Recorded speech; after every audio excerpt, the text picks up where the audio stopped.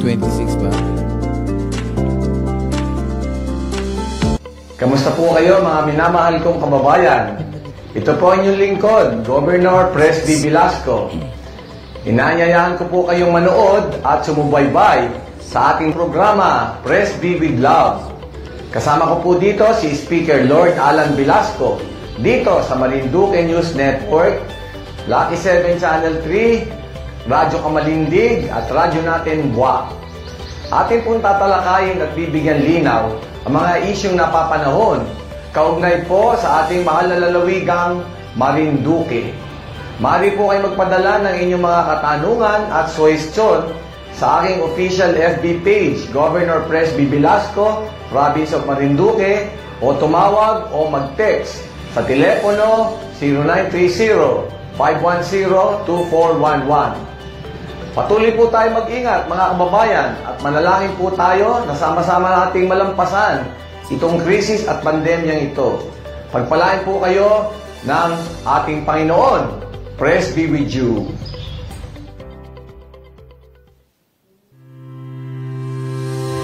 Magandang araw, Marinduque. Ako po si Romeo Matac Jr. ng Presidential Communications Operations Office, Philippine Information Agency. At nandito na naman po tayo mga kababayan sa isa na namang episode ng Presby with Love, kung saan ay tatalakayin po ng ating gobernador ang mga programa dito sa ating pamahalaang panlalawigan, gayon din ang mga napapanahong usapin na may kaugnayan sa pagpapaunlad at pagpapalawak ng ating pong mga programa dito sa Kapitolyo. Tayo po ay sabayang sumasahimpapawid sa DZNS FM 94.1, Radyo Kamalindig, gayon din po sa Radyo Natin Buwak 105.7 FM. Napapanood din po tayo mga kababayan ngayon, live na live po ito sa Marinduque News Network, Lucky 7 Channel 3. Live at simulcast din po tayo na natutunghayan sa mga social media platform ng PIA Marinduque at sa official Facebook page ng Provincial Government, Governor Presby Velasco, Province of Marinduque. Maaari po kayong makibahagi, makisangkot, makiisa sa ating pong programa sa pamamagitan ng pagpapadala ng inyong mga katanungan at suhestyon para sa ating gobernador gamit ang mga numerong 0930-510-2411. Ulitin ko po, 0930-510-2411 o sa pamamagitan naman ng pagpapadala ng inyong mga concerns sa ating comment section box. Mga kababayan, eto na po ang ating mahal na gobernador, Governor Presby. Maulang araw po, Governor. Isang mapagpalang araw po kahit medyo kulimlim. Nandito na naman po ang inyong gobernador, Presby. Presby with Love. Yung pong love ay Lord Alan Velasco rin po yun. At yung love po ay sa Tagalog, mahal po namin kayo ng Team Velasco. Natutuwa po ako at nandyan na naman po kayo at nanonood dito po sa ating programa, Presby with Love. At binabati ko po ang lahat ng ating mga viewers sa lahat ng anim ng bayan sa Marinduque. Ano po? Buwak, Gasan, Bogpog, Santa Cruz, Torrijos at Buenavista. At nakakarating po yan of course sa Lucky 7 Channel 3, Radyo Natin Buwak, Radyo Kamalindig. Ano po? At natutuwa po ako at nandiyan na naman po tayo. Tayo po ay magpalitan ng mga kuro-kuro at malaman naman po natin, malaman ng inyong gobernador, Presby, kung ano po naman ang ating mga nagiging nakikitang problema para makahanap po tayo ng solusyon. Of course, ngayong gabi po ngayong araw ay atin pong tatalakayin ang COVID-19 update. Gayon din po, meron po tayong special na panauhin resource person ngayong araw sapagkat makakapiling po natin sa ikalawang segwada nito pong ating Presby with Love, ang Provincial Director naman po ng DOLE dito po sa ating Marinduque, sa ating lalawigan. At Governor, ano po muna ang mga recent update natin, recent figures ng ating pong COVID-19 dito po sa ating probinsya? As of July 22 po, mga kababayan, ay nakakita po tayo ng total na 838 na cases. Ano po? At yung ating pong mga pinagbabasihan dati na kung ating pong uumpisahan ng pagbilang ng mga COVID cases simula nung Marso 2020 hanggang nung Mayo mga 12 po at 2021, halos 1 year and 2 months po yan. Nagtala po tayo ng 390. Ano po? At simula po Mayo 13, 2021 hanggang sa ngayon ay mga 2 months and mga 10 days lang po yun, ay nakita po natin na tumaas na po ng 448 na po ang ating total na cases sa loob lamang ng 2 buwan at mga 10 araw. Yan po ay nagdoble na, bale, ang 390 natin at humigit pa nga po, halos 114%. Ano po? So, medyo may agam-agam po tayo dyan.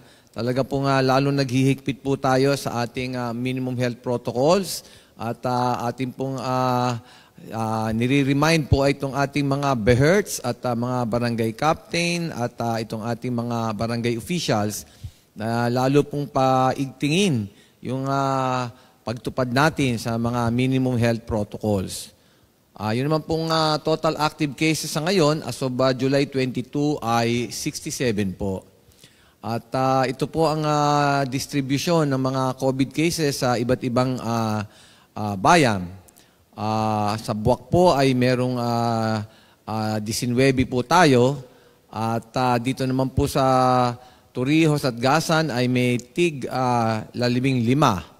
At doon po sa Santa Cruz ay meron po tayong 9. At sa Mugpog po ay 5. At ang Buenavista po ay 4. Doon naman po sa ating vaccination program, ito po ang update natin dyan. Ano po? Ang total na Sinovac na vaccines na na-deliver na po ay 33,640 doses at ang AstraZeneca po ay 11,600. At kanina lang po ay dumating po yung bakuna na Johnson & Johnson, galing po yan sa COVAX. Ano po? At yan po ay may numerong 7,900. At meron din pong dumating na Sinovac na doses na 3,200. So marami po ang dumating, mga kababayan, dahil po sa hiling natin kay Secretary Galvez at kay Secretary Duque na dagdagan po itong ating mga bakuna para sa Marinduque para po tumaas yung ating population protection. Yun naman po naka-first dose ay meron na pong 20,000 mahigit po yan. At dito sa second dose po ay 11,618. Yan po yung naka-2 dose na fully vaccinated. Ano po? Pero lumalabas po ay alam nyo po yung herd immunity natin ay around 169,000. So lumalaro lang po na halos mga 6% lang po mga kababayan ang nababakunahan na mga kababayan natin na fully vaccinated. So malayo pa yung ating tatahaking landas para po ma-attain natin yung herd immunity. Kaya po puspusan tayo nakatutok din sa mga supply ng bakuna.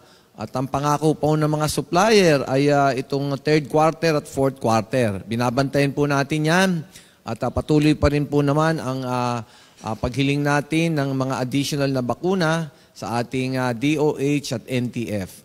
So nakikita po natin, malayo pa po din tayo sa population protection mga kababayan. At yung pong hawahan sa loob ng opisina at sa loob ng bahay, yan po ang tignan natin. Kahit po kayo nasa loob ng bahay ay magmaskara at sundin ang mga health protocols para po maiwasan natin itong nakikita nating tumataas. Ano po? Dati po ang namatay sa atin ay 15. Ano po? Ay ngayon ay 29 na po ang total ng namatay. So makikita nyo, tumaas din po yung ating mga kababayan na sa kabilang buhay na po. At kaya po, ang sabi ko po sa inyo, mag-ingat po tayo at hindi po ito talagang mabigat po ang ating hinaharap. Mabigat po mga kababayan. Kaya sumunod po tayo sa minimum health protocols. Governor, doon sa bilang ho natin, kasi from 3% dun sa mga nabakunahan na po na populasyon dito sa ating probinsya. Now, we have 3% na po na mga nabakunahan. Governor, nakikita ho natin na medyo talagang napakabagal yung pagpunta ho natin doon sa tinatawag na herd immunity. Gayon pa man, Governor, naka-fully dependent ho tayo dun sa binibigay ng national government. Now, kumpara ho sa ibang mga probinsya at munisipalidad and city governor, nakikita pa rin ba natin na, ang magbili o bumili mula naman po sa pondo na manggagaling sa ating provincial government? Pinag-aralan po natin yan. At tayo po bilang national president ng mga liga ng mga gobernador ay natututukan po natin yung pagdating ng supply. At yun na nga po, yung pong mga may malalaking pondo po, lalo po yung first class provinces, sila po ay nakapag-deposit ng salapi. Pero karamihan po sa kanila ay hindi pa rin nakukuha po yung supply ng bakuna. At yung iba pong mga cities ay ganyan din po ang ginawa. Pero hindi pa rin po talaga dumadating yung talagang supply na inaasahan nila. Kaya po tinitignan natin yung talagang pagdating ng supply at saka po tayo gagalaw. Kung nahihirapan pa po ang national government, ay gagalaw na rin po tayo sa probinsya. Kaya lang nga po, alam nyo lahat ay dumadaan dito sa national government. Yung supply ng bakuna, kaya kontrolado rin po nila. So for now ho, ay humihingi po tayo sa national government at sila man po ay nahirapan din sa supply. So darating po ng panahon na talagang kung kailangan na po ay talagang bibili na rin po tayo pag nandyan na po yung supply. Alright. Governor, ito po bang Janssen na na-receive po natin? I understand it's 7,000 plus. Ito po ba yung isang dose lamang o yung unang dose lamang yung tinuturok o may second dose din po ito, Governor? Well, ang sabi sa akin ay isang dose ito, no? Pero tignan po natin kung ano po yung sasabihin ng NTF. Nasa kanila po yung pagpapatupad niyan. Yan po yung sinasabing isang dose, opo. Okay. Alright, so at least mga kababayan, nakita ko po kanina at may mga nakausap po ako ng mga kapulisan sapagkat nandun na po tayo sa kategory na A4. So marami po sa ating mga government officials and yung mga kabilang po dun sa A4 na kategorya, ay makipag-ugnayan na po kayo sa inyong mga municipal health officer para man po maalaman ninyo sapagkat ang ating pong pamahalaang panlalawigan, of course, sa pamumuno po ng ating gobernador, mahal na Governor Presby, ay talagang patuloy na nakikipag-ugnayan para rumami o dumami po yung bilang ng mga bakuna na dumarating po dito sa ating probinsya. Kaya naman, sana po pag dumating na yon, lahat po tayo ay mabakunahan na or majority of us or immediately matanggap po natin o maabot po natin o ma-achieve natin yung herd immunity na tinatawag. That said, pag-usapan naman po natin, isa po ito sa mainit na tinatalakay ngayon, hindi lamang po ng ating probinsya, hindi lamang po ng ating mga munisipalidad, bagkos ay ng buong kapuluan, sapagkat ito po yung may kaugnayan naman, dito po sa tinatawag naman na Devolution Transition Plan o yung Executive Order number 138 or yung full devolution of certain function of the executive branch to local governments as well as creation of committee on devolution and for other purposes. I understand, Governor, nitong mga nakalipas na araw ay nakipagpulong na kayo at sa ilalim ng inyong inisyatiba dahil isa po kayo sa member ng committee para po dito sa National Committee. Governor, ano na po ang update ito at papaano na po ito tinatanggap ng ating mga local government unit? Alam niyo po, talagang magandang pagbabago yan. At talagang maganda yung magkaroon ng devolution ng mga functions at powers and projects mula sa national government papunta po sa local government units. Dahil po yan naman ay protektado ng saligang batas, mga kababayan, na magkaroon ng local autonomy ang local government units at sila po ay mabigyan ng lalong maraming kapangyarihan para mas madali po ang pagpapatupad at pag-implementa nitong ating mga proyekto at programa. Yung sa 138 po ay kasama po ako dyan, yung National Committee on Devolution. 2 beses na po kami nag-meeting dyan. At yun na nga po, ay ang plano po dyan ay gagawa po ng Devolution Transition Plan. Ito mga national agencies, yung mga iba't ibang departamento po. Ano po? At ito naman mga local government units ay gagawa po ng Local Transition Plan. So nandyan po tayo sa panahon na yan. At kaya po ang inyong gobernador ay nag-issue ng Executive Order 23-2021. Yan po ay nag-create ng Local Devolution Transition Management Committee sa atin na pinangungunahan din po ng inyong Gobernador Presby at meron pong Finance Committee dyan at marami pa pong miyembro, kasama na rin po yung pribadong sektor. So, doon po sa Executive Order 138 ay meron po kaming 120 days para po gawin yung Local Transition Plan. Kaya po nag-meeting na po ang ating Local Transition Management Committee at nag-umpisa na po kaming tignan kung kailan po talagang totally madidevolve itong functions at saka projects. Ano po? 3 taon po yan. Yung period na yon ng devolution, yung transition period na yan. So napag-usapan na po kung ano-anong mga functions po at marami po yan dinevolve na yan under Section 17 ng Local Government Code. Actually po ay dinevolve na dapat yan 31 years ago. Ano po? So dahil nga lang po dun sa desisyon ng inyong Governor Presby dyan sa Mandanas versus Ochoa at Garcia versus Ochoa, ay napabilis na po ito talagang pagbaba. Ano po? At ito nga ang nangyari, nagkaroon ng desisyon, naging pinal noong 2019. So ngayon po ay inuumpisahan na po yung pagbaba dahil po ang punto po o ang posisyon po ng national government ay sa 2022 mag-uumpisa. Yan po ay nagko-cover, Karomi, niyang mga iba't ibang mga departamento. Meron po yan sa Department of Agriculture at saka Department of Agrarian Reform. Nandiyan po yung extension and on-site research services, yung distribution po ng mga production inputs, ano po, under doon sa mga banner programs, kasama po nun sa mga fisheries, ano po, at iba pa pong mga concerns or responsibilities nitong DA at DAR. At marami pa pong mga serbisyo dyan, market development, assistance po doon sa infrastructure facilities development, nandyan po lahat yan eh. Kaya nga po tinitignan nating mabuti, marami pong ibababa, ibang departamento yan, Romy. So, mag-antabay po tayo at game changer po talaga itong mga devolution na ito at natutuwa po ang local government units, pero pinag-aaralan din po namin yung financial aspect nitong ibababang powers at saka functions, programs, and projects.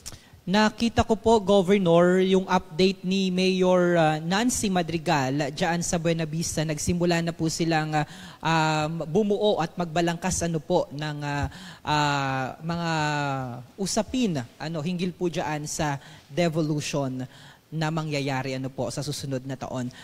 Now, yung concern po natin, Governor, is ano-ano po kaya yung mga benepisyo pa niyan doon sa mga munisipyo, gayon din po sa barangay. Pakipaliwanag daw po nga ni Governor. Marami po yan eh. Dahil po kasi itong mga ibababang mga functions at saka projects po, meron na patungkol po doon sa barangay. So meron po nakalista po yan sa Section 17. Ano po? At meron din naman po sa munisipyo. So nakalagay din po doon, napakarami pong ibababa. Ano po, yung mga talagang control po nila sa kanilang mga facilities, doon sa mga infrastructure po nila. At saka yung mga serbisyo po na binibigay ng national government sa kanila, yung national government agencies, ayun po ay ibababa ang karamihan. Pati po yung mga infrastructure project ay nasa kanila, except lang po yung kasama doon sa national budget or yung ating General Appropriation Act or GAA. Mariretain po sa national government yon. So, marami pong functions na ibababa. Pero yun nga, ay tinitignan pong mabuti, baka hindi po makayanan ng mga mas lower rank na mga LGUs. Ano po? At kaya po dyan po sa EO 138, meron pong tinatawag dyan na Growth Equity Fund. Yung pong lower rank na mga LGUs, no po, ay makakakuha po ng additional na pondo dyan. Kasi po nung kinocompute po namin yung expenditures na gagawin dito sa mga ibababang functions na po na napakarami rin, under Section 17, ay baka hindi po makayanan ng mas mababa ang rango ng mga local government units. So, nandyan po kami sa National Committee at sisiguruhin po natin na yung medyo kakapusin ay mabigyan ng suporta. So, dami po. At ito talaga game changer po. Ano po?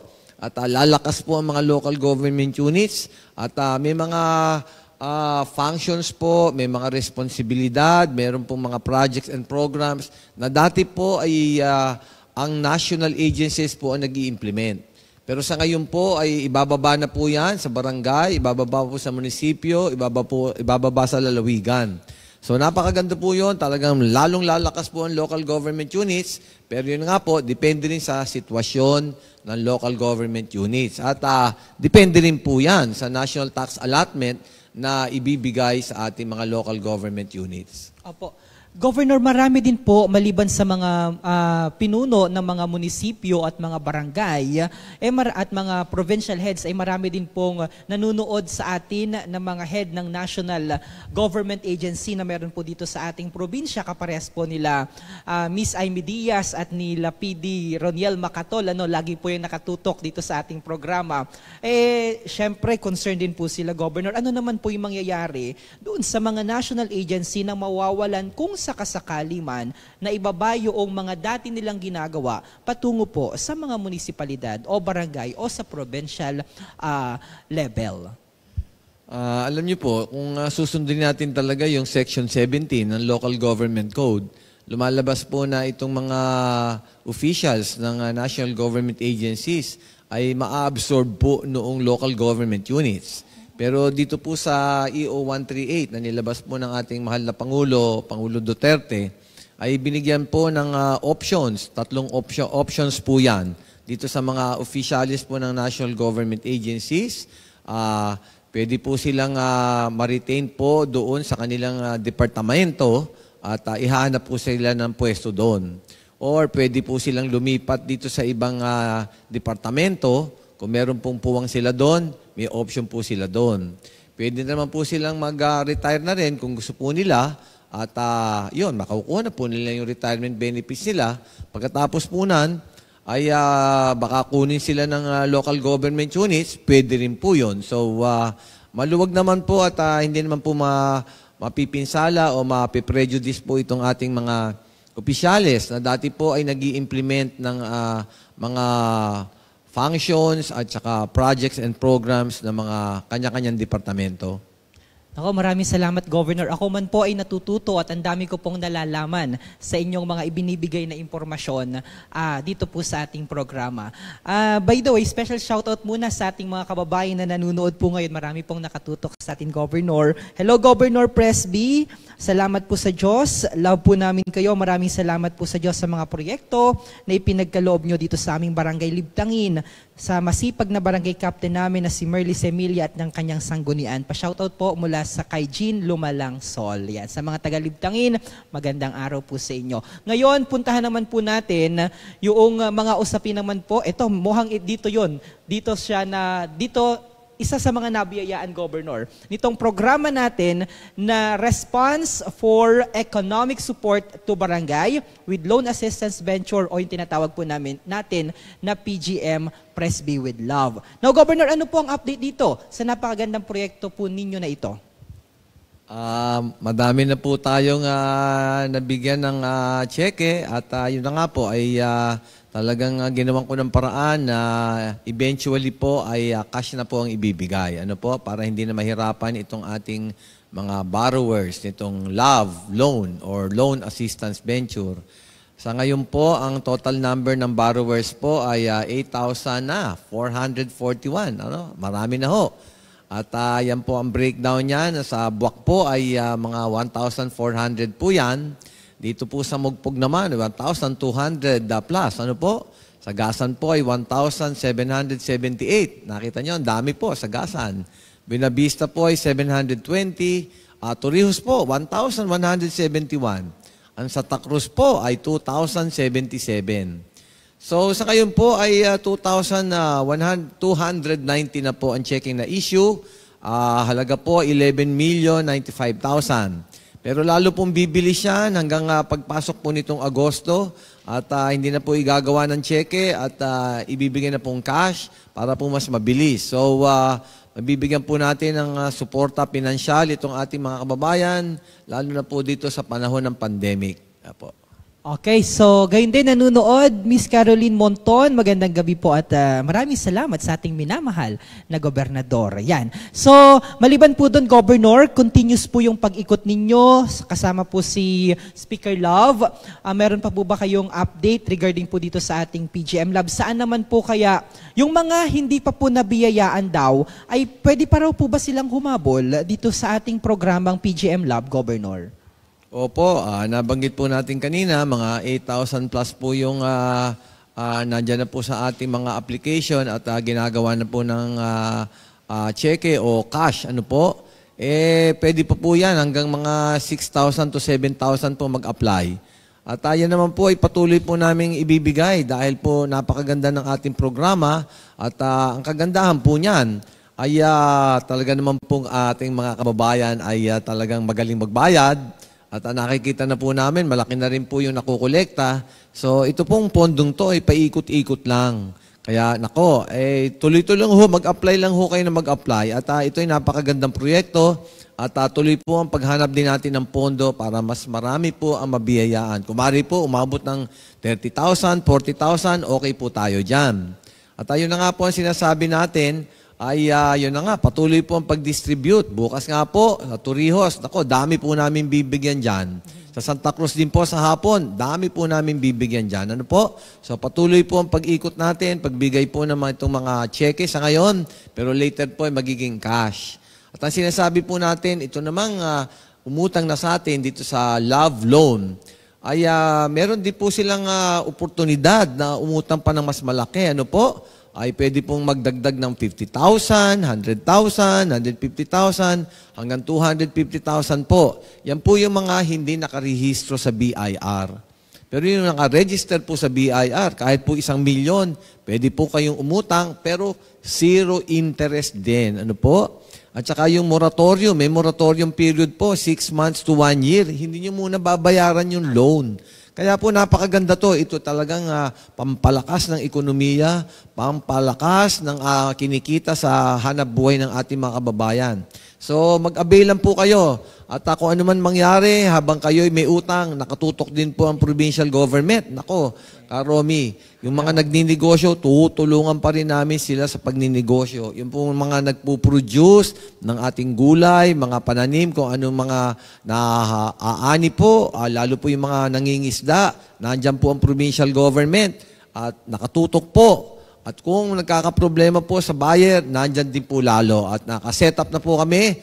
At sumali lang po kayo dito. Makikita nyo po, talaga pong hindi namin kayo pababayaan. Talaga po tayong aasenso. Alright. Nako, nakikita po natin sa ating screen yung pagbisita talaga si Governor Presby mismo. Yung bumibisita at inilalapit po, dinadala po sa inyong mga barangay yung mga proyekto po ng ating pamahalaang panlalawigan. Actually, sabi nga ni Governor, nasa Torrijos at Santa Cruz po siya.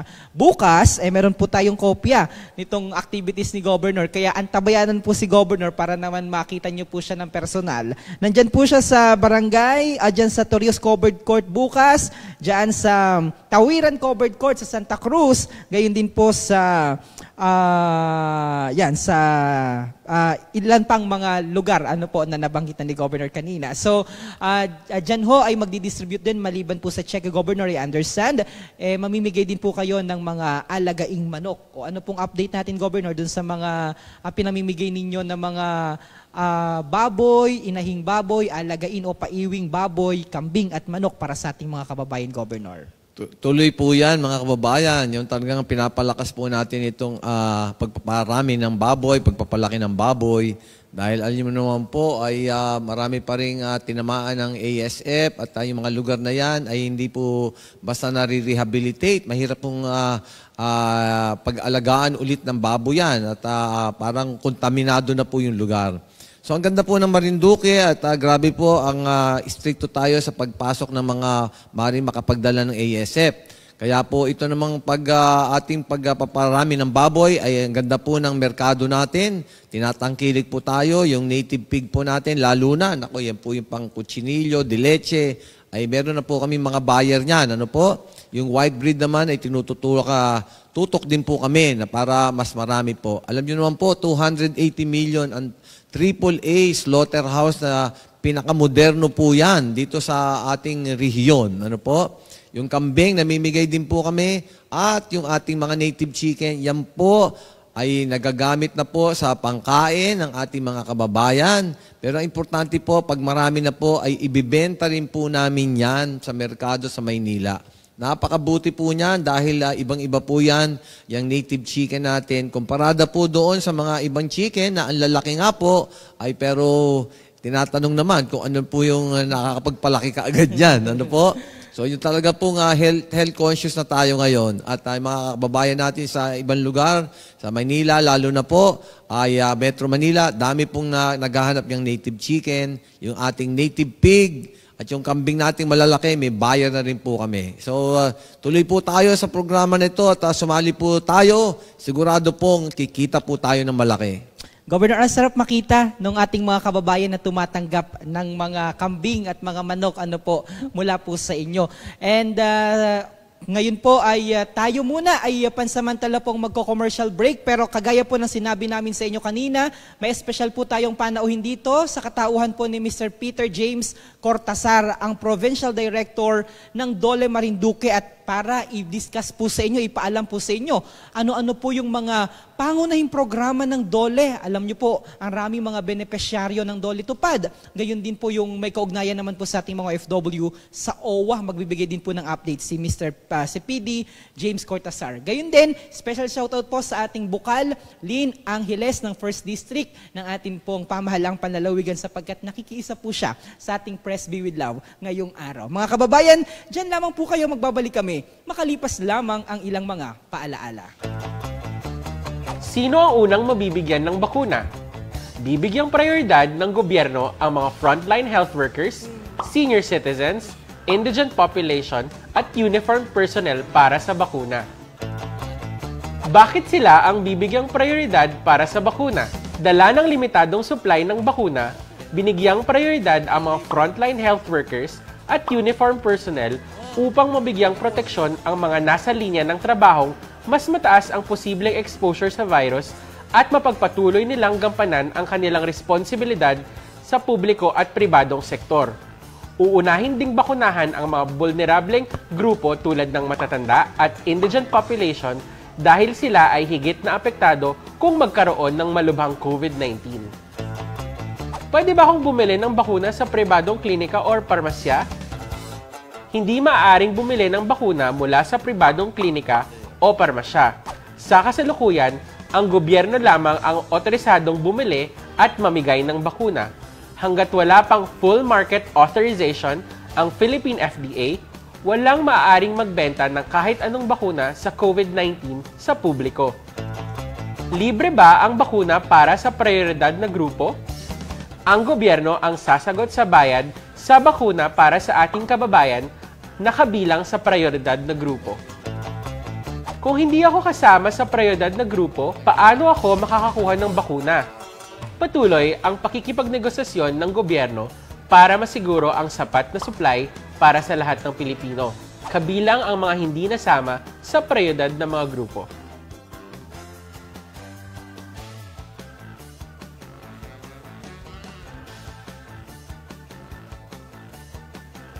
Magkano ang babayaran ko para mabakunahan?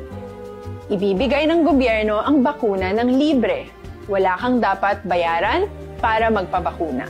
Tara, sa Vida Vacunation!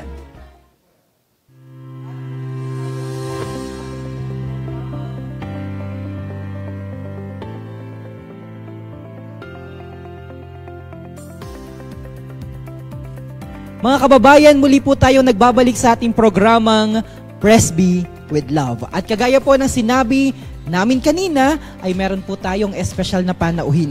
Nagiging parang continuous na po at patuloy na ho yung ating programa kung saan ay nag-iimbita po tayo ng mga resource person para naman po magbigay ng update mismo sa inyo mga kababayan, yung may mga kaugnayan naman po ng mga programa sa kanilang mga tanggapan o ahensya.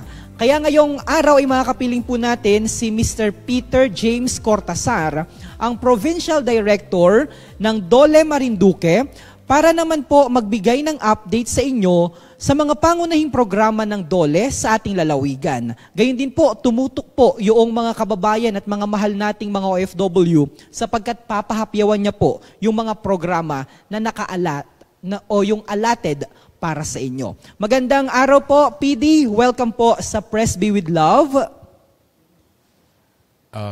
Magandang gabi po sa inyong lahat. Magandang gabi, Governor Presbytero Velasco. Magandang gabi po, Mr. Mata. At magandang gabi po, mga kababayan kong Marinduqueño. Opo. PD, kamakailan lamang po ay binisita tayo ng ating kalihim ng Department of Labor and Employment, si Dole Secretary Silvestre Bello. At napakarami pong biyaya na dinala po dito sa ating lalawigan. Now, ano-ano na po yung mga naibigay at naipamahagi sa ating mga kababayan, PD? Okay, salamat po, Mr. Mata. Nung bumisita po ang ating mahal na kalihim, Secretary Bebot Bello, ano yun po ang naging pangunahing kanyang in-award po sa ating probinsya. Sa pamagitan po ng sa livelihood, nakapag-award po ng starter kit po para sa munisipyo ng Buenavista po. Nagkaroon din po tayo ng certificate of eligibility awarding po para sa native pig propagation project po. Ito po ay nakakalaga ng 6.5 million pesos. Ang isa naman pong proyektong ibinigay naman po ay mula sa ating mission race o yung ating rebooting activities through community convergence po. Ito po ay ginawa po dito sa ating LGU Torrijos. All in all po, nagkakalaga po ng 9.2 million po ang na-award po sa ating mga ating mahal na kalihim nung nakaraang pong bisita niya po dito sa ating lalawigan. Mm-hmm. PD, ano po ang update natin sa TUPAD? Ito po, marami po tayo mga kababayan ang nabiyayaan nitong programang TUPAD. Lalo-lalo na po noong pandemya, nakikita ko sa mga kakalsadahan, sa mga pamayanan, sa mga barangay na naglilinis sila. Ngayon po ba, meron pa po ba tayong mga ongoing pa po ba ito? Meron pa po bang parating na mga batch pa o hanay ng TUPAD program, PD? Yes po, marami po. Ito po ay sa pamagitan ng ating mahal na gobernador.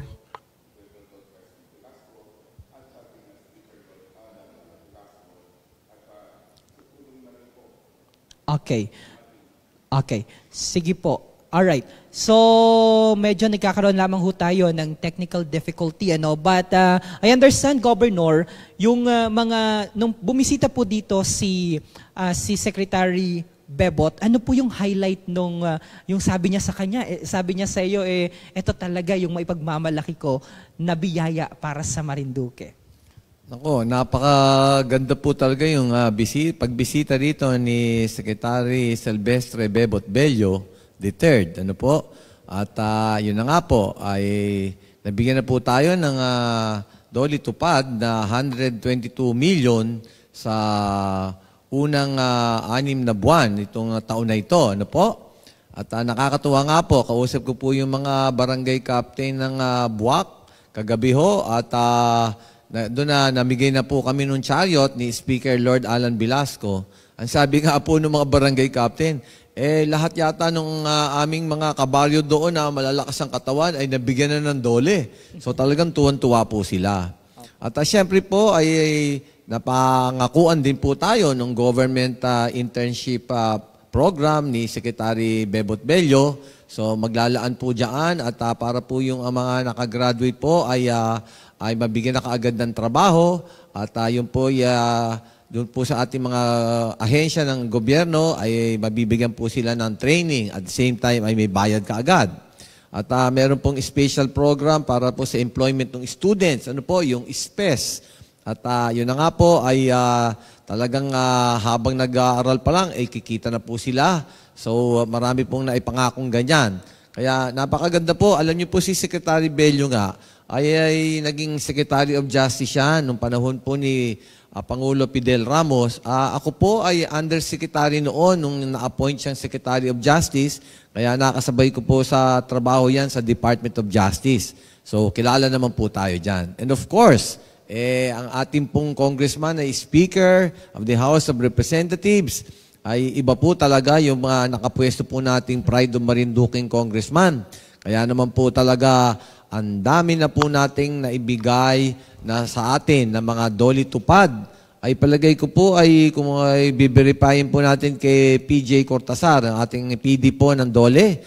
Tansya ko po ay 22,000 na pong mahigit ang naibigay. At ang sabi po ni Secretary Bello, bago po lumipad at umalis, meron pang 100 milyon na naman na Dole Tupad. Kadami pa po nating mabibigyan patrabaho sa ating mga kababayan.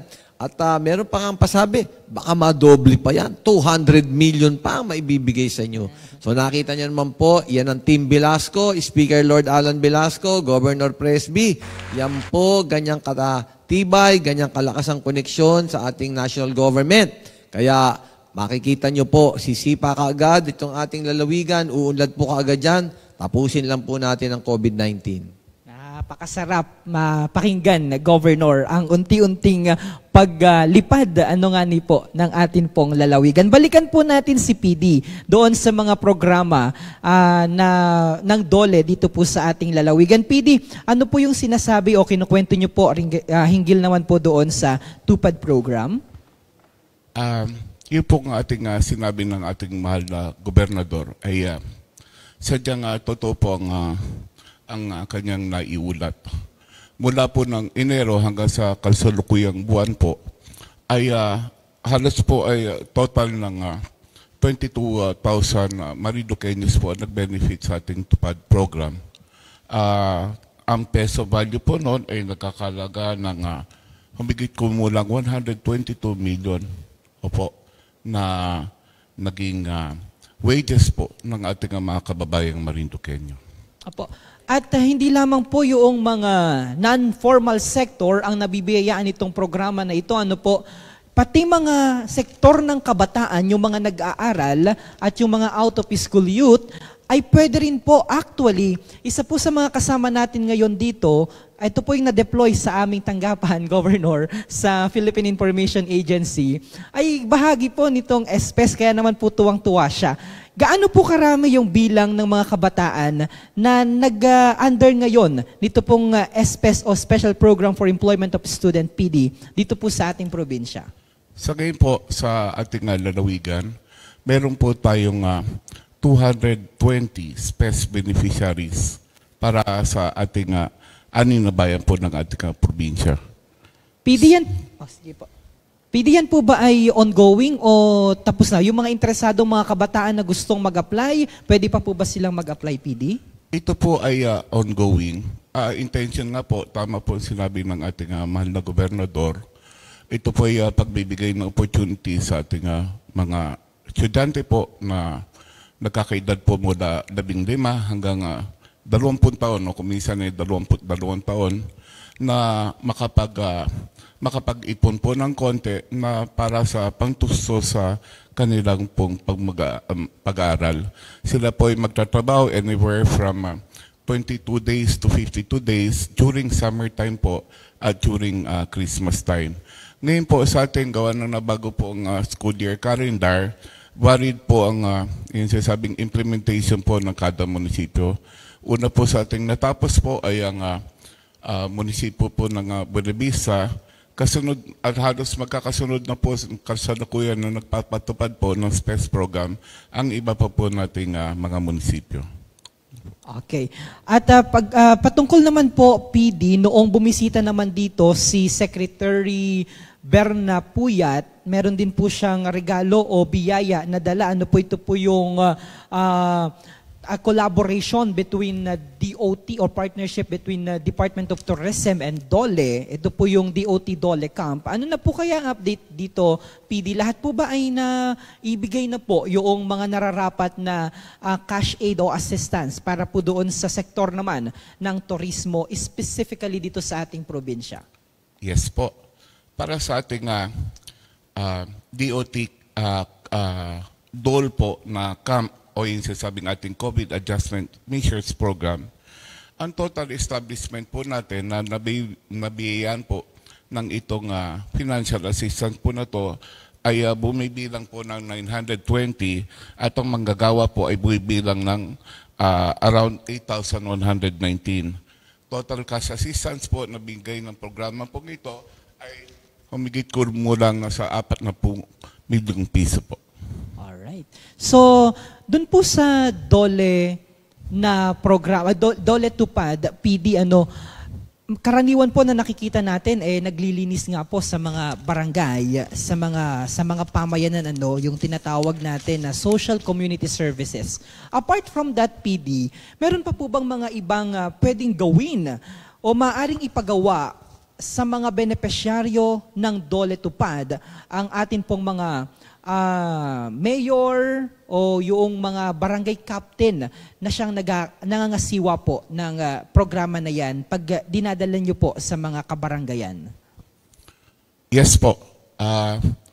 Bukod sa alam niyo po, may yung Tupad program ay nakapalo po doon sa sabing community works. At Tupad po is an acronym for Tulong Alalay para sa Displaced Workers. Alam niyo po ngayon sa panahon ng pandemya ay sadyang marami po tayong kababayan ang nawalan po ng hanap buhay. At patuloy din po ang ating national government agencies po na nagkakreate po ng mga programa para mabigyan po ng assistance ang ating mga kababayan. Diyan na po ang aking masasabi po ng ating mahal na Governor Presby Velasco at sa pamagitan din po ni Speaker Lord Alan Velasco ay patuloy po pag-ugnayan sa national government po para po makakuha po ng pondo para sa mga programa po nga ating ipapatupad dito sa ating lalawigan. At sabi nga ni Governor kanina, sa pakipagtulungan po ng kanyang administrasyon at sa collaborate din po ng ating Speaker Lord Alan Velasco ay natitiyak na marami pa pong mga programa, hindi lamang po ang DOLE na ibibigay dito po sa ating lalawigan. Now, nung bumisita po dito si Secretary Bebot, meron pong ilang mga ipinangakong tulong para po sa ating mga kababayan. PD, yun po ba ay naipamahagi na lahat sa kanila o meron pa pong inaasahan o hindi pa po na ibibigay para po sa ating mga kababayang Marinduqueño? Okay. Merong special prize po na in-announce po si Secretary Bello. Sa amin po nalikom po na bilang ay ito po ay around siyam po na nag-benefit po. Ito may sabing nakatapos na po ng parang yung vaccination processes po. So ang sinabi po nating mahal na sekretarya na bibigyan po ng itong assistance pamagitan ng NegoCart. Ito po ay aming ipapadaan po sa pamagitan ng ating DOLE Integrated Livelihood Program requirements po. So yun po ang aming inayos po ngayon sa ating mga prospective, yung sinasabing beneficiaries po na na-identify mula sa proposal hanggang sa itong sinasabing memorandum of agreement po between DOLE po at ito pong napapabilang po na beneficiaryo. So ito po yung mga NegoCart po para sa kanila. Opo. Hindi pa po yan nabibigay. Linawin lang po natin mga PD sa ating mga kababayan. Naibigay na po ba ito o hindi pa naibibigay? Yung NegoCart para dun sa siyam na mga nakatapos na po ng ikalawang dose ng bakuna kontra COVID-19.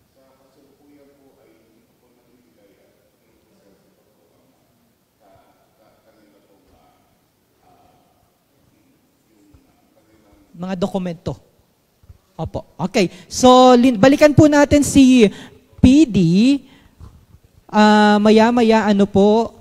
Aha. So, ito po ay hinggil dun sa update na binibigay niya po, yung nung bumisita po si Secretary Bebot Bello dito, sabi niya po taas ng kamay yung mga nabigyan o nakatanggap na ng ikalawang bakuna. At I understand, kami ni Blair ay tumaas. Kaya we are expecting na makakatanggap po kami ng biyaya mula sa DOLE PD. But anyway, balikan po muli natin si PD dahil medyo challenging yung kanyang mikropono. Ganito po talaga pag live, mga kababayan. Gayunpaman, atin po munang i-shout out, nanunood daw po at nakikinig diyan sa Barangay Matuyatuya.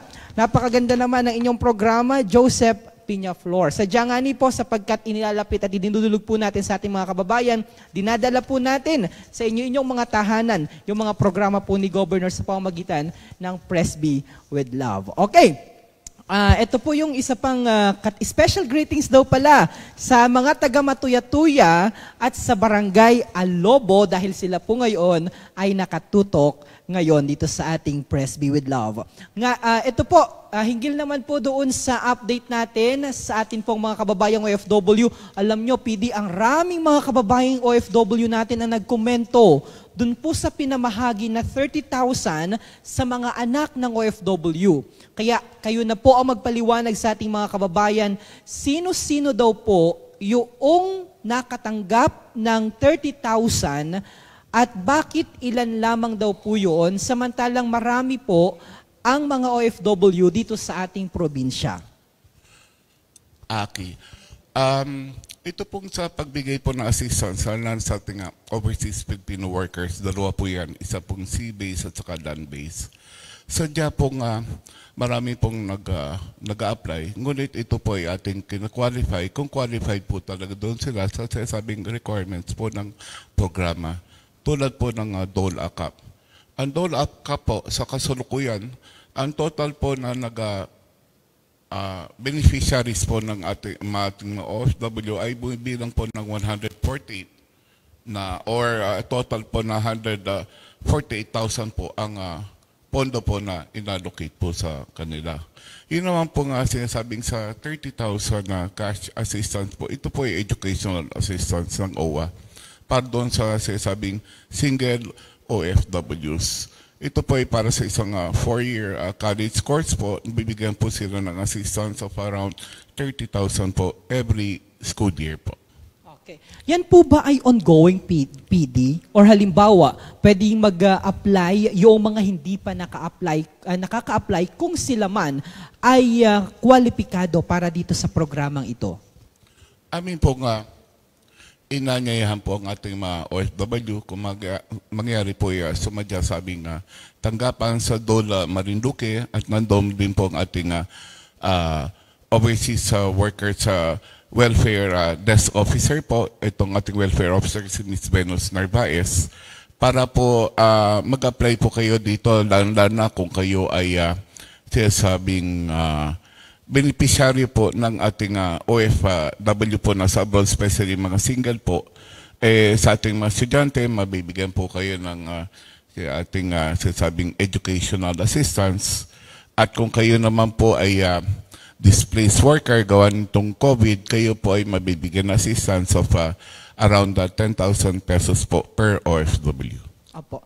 Matatandaan ko lamang bali initially PD, yung nakaalat para doon sa ating mga anak ng mga OFW ay parang 20,000. Pero dahil sa kagandahang loob ni Secretary Bebot, sabi niya dagdagan natin ng 10,000. Kaya naging 30,000 ako. Napakaswerte ng ating mga kababayan talaga naman. Itong mga returning OFWs PD, meron pa po bang mga programa na para sa kanila, mga kasalukuyang programa po na pwede nilang i-avail? Para po inyong malamang kompleto, sa ngayon ang aming masishare lang po ay itong ating DOLE ACAP po at saka doon sa ating scholarship program.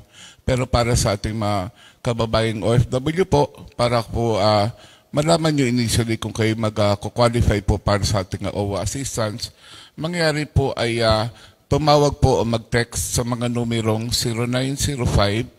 0905-813-8102 para sa inyong mga concerns po para sa ating mga OWA assistance po. Opo. PD, meron po bang, gaano na po ba karami ang mga OFW dito sa ating probinsya? Kung meron po kayong datos. Sa ngayon po, roughly, bumibilang po ng around, humigit kumulang po 20,000 OFWs po, both sea-based and land-based po.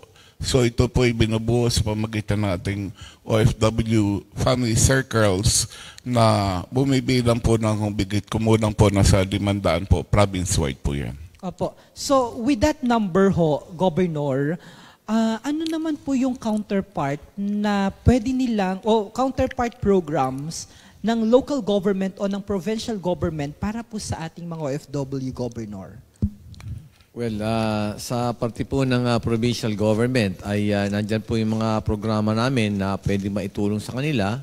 Katulad din po yung lab loan ay nagbibigay din po kami sa kanila. Pwede po namin bigyan sila ng prioridad. At katulad po nung nabanggit natin po kanina ay yung mga dispersal po natin ng livestock ay nagbibigay din po tayo sa kanila. At nandyan po kami, yung mga ibang serbisyo po ay binibigay din po natin sa mga ating OFWs o yung pong kanilang immediate members of the family. Nakatutok po tayo dyan sa kanilang pangangailangan. So, nandyan po palagi ang mga ating modern day heroes. Nakakasiguro po kayo sa provincial government. At kung ano yung pangangailangan ay nandyan po kami para tumulong.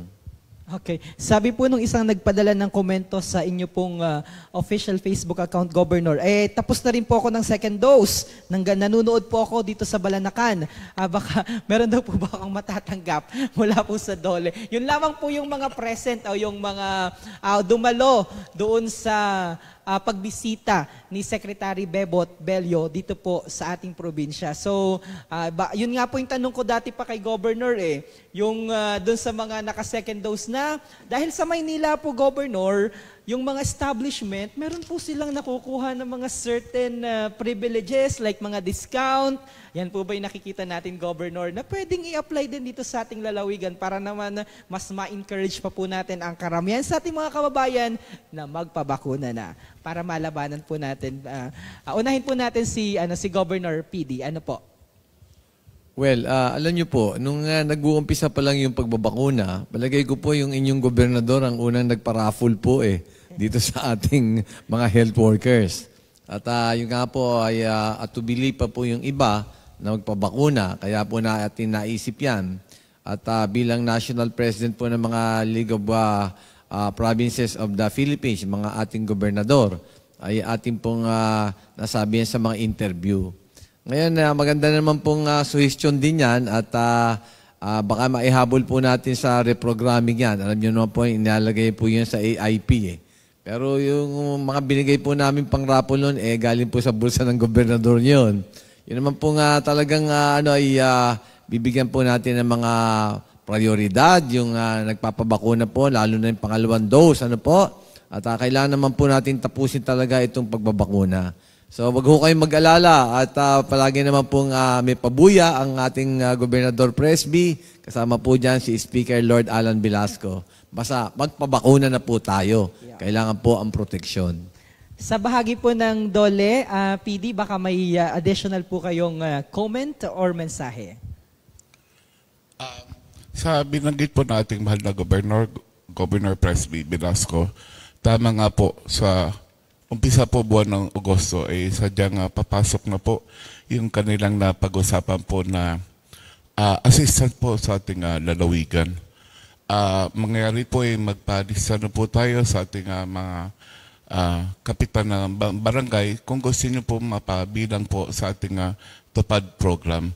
At sadyang libo-libong Marinduqueño po makikinabang dito sa dadating po na ating pondo po na pinagkaloob po ng ating national government sa pamamagitan po ni Governor Presby Velasco at ni Speaker Lord Alan Velasco. PD, dun sa mga interesado po sa mga programa ng DOLE, saan po matatagpuan ang inyong opisina o ang inyong tanggapan? Ang aming tanggapan po ay matatagpuan sa Santol, Buwak po. malapit po kami sa Maynila. Okay. PD, bago ko po kayo tuluyang bitawan para po sa ating programang Press B with Love, binibigyan ko po kayo ng pagkakataon, PD, na batiin ang inyong mga kasama dyan po sa Dole. Gayon din ang ating, kung may mensahe pa po kayo sa atin naman po mga kababayan na naging benepisyaryo nito pong mga programa sa ilalim po ng Department of Labor and Employment. Okay. Sa akin mga kasamahan sa Dole Marinduque, ako yan, nagpapasalamat sa inyong tulong. Yung tatakpo ng public service ay yung po ang kanila pong nagiging passion for work.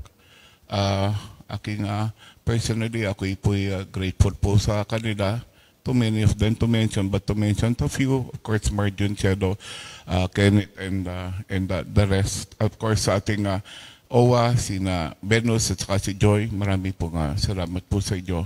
At sa ating mga kababayan po, ay hiningi ko pong inyong konting patience. Ano ko po, marami po sa inyong nagreklamo pong hindi napabilang po sa tupad.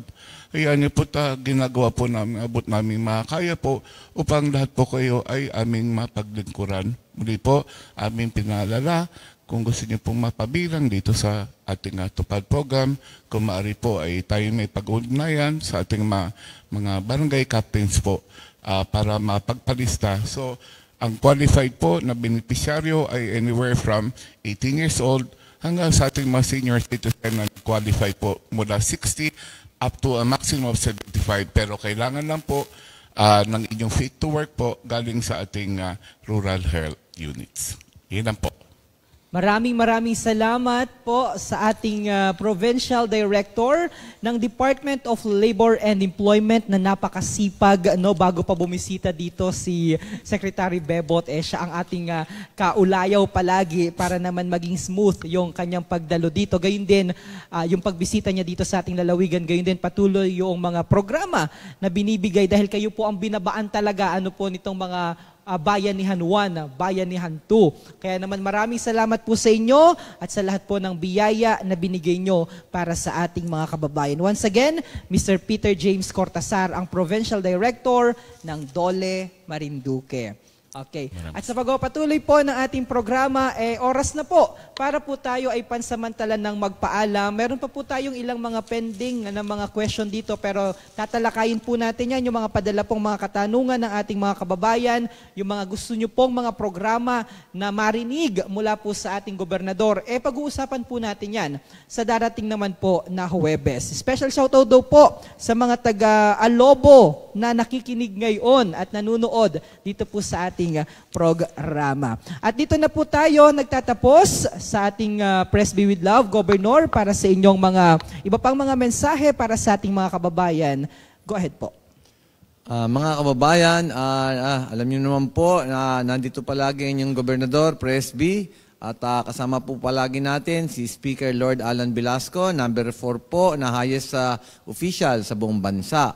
At inaanyayahan ko po kayo, manood po kayo sa Lunes sa SONA at makikita po natin ang Pride of Marinduque, si Speaker Lord Alan Velasco, doon po sa opening ng SONA at sa pag-deliver ng SONA ng ating Pangulong Presidente, Pangulo Duterte. Ano po? Makikita niyo po dyan sa rostrum siya, kasama po ni Pangulong Duterte at ni Senate President Tito Soto. Alas 4 po yon sa Lunes. Manood po tayo. Ano po? At palagi po nating iisipin na ang ating provincial government sa ilalim po ni Governor Presby at katuwang po dyan ang ating Speaker Lord Alan Velasco ay patuloy po ang pagbibigay ng magandang serbisyo at pagsasagawa ng mga katungkulan para po tayo ay umayos ang kalidad ng buhay at lalo po tayong umunlad dito sa lalawigan ng Marinduque. Ang sabi nga po, ang kayo'y mabigyan ng magandang serbisyo ay aming kaligayahan. Love po namin kayo ni Speaker Lord Alan Velasco. Ay patuloy po tayong makiisa sa ating mga programa para po tayo'y umunlad na, mga kababayan. Maraming salamat po. Thank you so much, Governor Presbytero Velasco Jr., ang ating ama ng lalawigan. At mga kababayan, dito na po nagtatapos ang isa na namang edisyon ng programang Press B with Love. Antabayanan po ang susunod na episode ng ating programa sa darating na Huwebes sa kaparehas na oras at himpilan. Maraming salamat po sa lahat ng ating mga media partner, gayon din po sa lahat ng bumubuo sa communication team ni Governor Presby at ni Governor at ni Speaker Lord Alan Velasco. Magkakitaan, magkarinigan po tayo sa darating na Huwebes. God bless everyone. Mabuhay ang Marinduqueño saan mang panig ng mundo.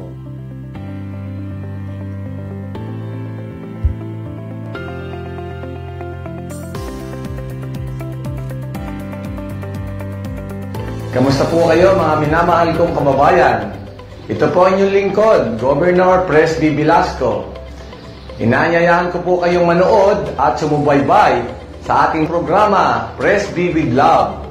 Kasama ko po dito si Speaker Lord Alan Velasco, dito sa Marinduque News Network, Lucky 7 Channel 3, Radyo Kamalindig at Radyo Natin Buwak. Atin pong tatalakayin at bibigyan linaw ang mga isyong napapanahon, kaugnay po sa ating mahal na lalawigang Marinduque. Maaari po kayo magpadala ng inyong mga katanungan at suwestyon sa aking official FB page, Governor Presby Velasco, Province of Marinduque, o tumawag o mag-text sa telepono 0930-510-2411. Patuloy po tayo mag-ingat mga kababayan at manalangin po tayo na sama-sama nating malampasan itong krisis at pandemyang ito. Pagpalain po kayo ng ating Panginoon. Press be with you.